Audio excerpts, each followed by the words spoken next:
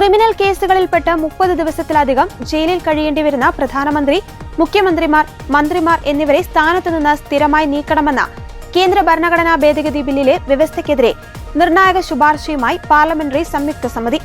30 ദിവസത്തിലധികം ജയിലിൽ കഴിഞ്ഞാൽ മന്ത്രിസ്ഥാനത്ത് നിന്ന് നീക്കുന്നതിന് പകരം താൽക്കാലികമായി സസ്പെൻഷൻ ഏർപ്പെടുത്തിയാൽ മതിയെന്നാണ് സംയുക്ത പാർലമെന്ററി സമിതി ശുപാർശ ചെയ്തിരിക്കുന്നത്.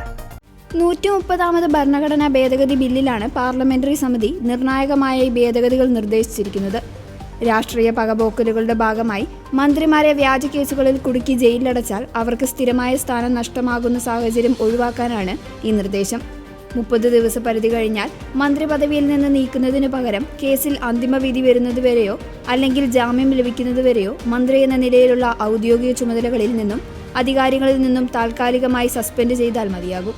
ഇത്തരത്തിൽ സസ്പെൻഷനിലാകുന്ന സമയത്ത് ആ മന്ത്രി കൈകാര്യം ചെയ്തിരുന്ന വകുപ്പുകൾ മുഖ്യമന്ത്രിക്കോ പ്രധാനമന്ത്രിക്കോ അല്ലെങ്കിൽ അവർ നിർദ്ദേശിക്കുന്ന മറ്റൊരു മന്ത്രിക്കോ താൽക്കാലികമായി കൈമാറാവുന്നതാണ്. ക്രിമിനൽ പശ്ചാത്തലമുള്ളവർ ഭരണതലപ്പത്ത് വരുന്നത് തടയുക എന്ന ലക്ഷ്യത്തോടെയാണ് സർക്കാർ ഈ ബില്ല് കൊണ്ടുവന്നതെങ്കിലും പ്രതിപക്ഷ നേതാക്കളെയും ഭരണാധികാരികളെയും ലക്ഷ്യമിട്ട് നിയമം ദുരുപയോഗം ചെയ്യപ്പെടാനുള്ള സാധ്യതകൾ സമിതി ചൂണ്ടിക്കാണിക്കുന്നു. കേന്ദ്ര സർക്കാർ കൊണ്ടുവന്ന ശക്തമായ നിയമത്തിലെ വ്യവസ്ഥകൾ ലഘൂകരിക്കുന്നതാണ് പാർലമെന്ററി സമിതിയുടെ പുതിയ നിർദ്ദേശങ്ങൾ. പ്രതിപക്ഷ കക്ഷികൾ ഉൾപ്പെടെയുള്ളവരുടെ കടുത്ത എതിർപ്പുകളെ തുടർന്നാണ് ബില്ല് വിശദമായ പരിശോധനയ്ക്കായി പാർലമെന്ററി സംയുക്ത സമിതിക്ക് വിട്ടിരിക്കുന്നത്. സമിതിയുടെ ഈ ശുപാർശകൾ വരാനിരിക്കുന്ന പാർലമെന്റ് സമ്മേളനത്തിൽ വലിയ രാഷ്ട്രീയ ചർച്ചകൾക്ക് വഴി തുറക്കും.